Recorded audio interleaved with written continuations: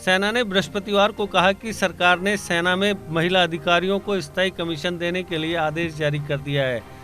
सेना के प्रवक्ता कर्नल अमन आनंद ने कहा कि सरकारी आदेश से सेना में बड़ी भूमिकाओं में महिला अधिकारियों की भागीदारी का रास्ता साफ हो गया है। उन्होंने कहा यह आदेश भारतीय सेना के सभी 10 अंगों में शॉर्ट सर्विस कमीशन यानी एसएससी महिला अधिकारियों को स्थायी कमीशन देने का निर्देश देता है। कर्नल आनंद ने कहा कि जिन 10 अंगों में महिला अधिकारियों के लिए स्थायी कमीशन उपलब्ध रहेगा उनमें सैन्य वायु रक्षा, सिग्नल इंजीनियर, सैन्य विमानन, इलेक्ट्रॉनिक एवं मैकेनिकल इंजीनियर, सैन्य सेवा कोर और खुफिया कोर शामिल हैं।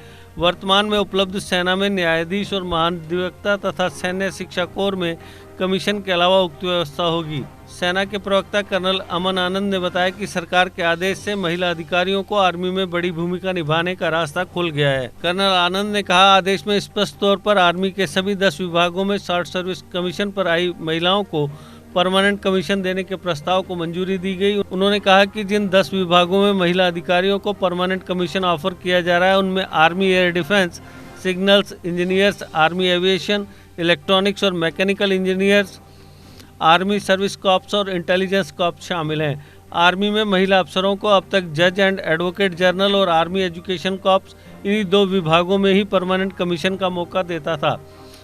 अब सरकार के इस आदेश के बाद इस दायरे का काफ़ी विस्तार हो गया है।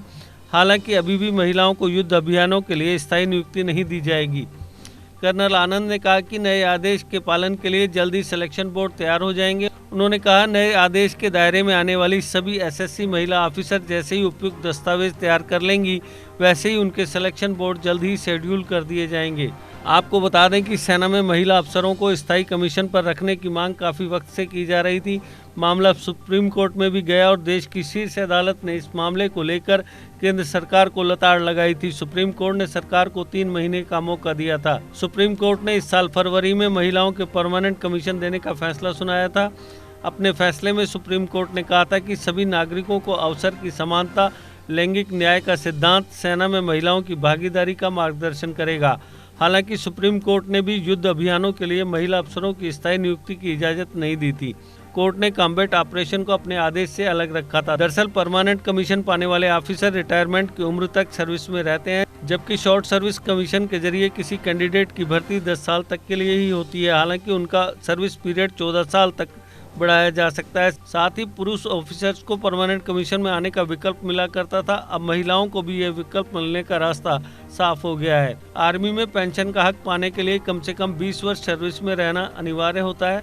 चूँकि शॉर्ट सर्विस कमीशन से आए अफसरों को अधिकतम 14 वर्ष तक ही सर्विस में रहने की इजाज़त होती है, इसलिए वो पेंशन के हकदार नहीं होते हैं। अब महिलाओं को जब परमानेंट कमीशन मिलेगा तो वो भी रिटायरमेंट पीरियड तक यानी 20 वर्ष से ज़्यादा अवधि तक जॉब में रहेंगी और इस तरह पेंशन के हकदार हो जाएंगी। एक और अंतर यह है कि परमानेंट कमीशन के जरिए भर्ती होने वाली candidates national defence academy Pune और इंडियन मिलिट्री एकेडमी में ट्रेनिंग लेते हैं, जबकि एसएससी की भर्ती ऑफिसर्स ट्रेनिंग एकेडमी चेन्नई भेजे जाते हैं।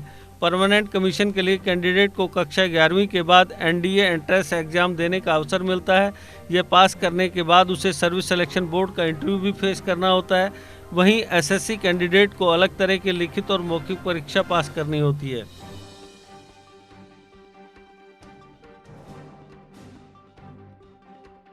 क्लीनिंग प्रोडक्ट्स में दुनिया की सबसे बड़ी कंपनी डाइवर्सी अब आपके घरों को सुरक्षित रखने के लिए जिपकॉन के माध्यम से लाई है cleaning products.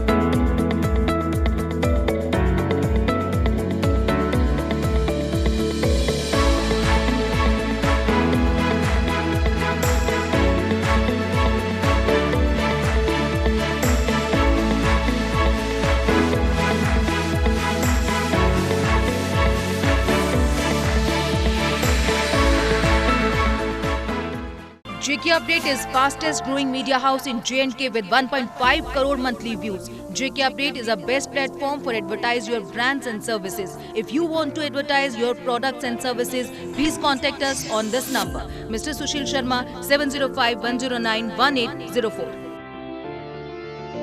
JK Update. Update रहें हमारे साथ।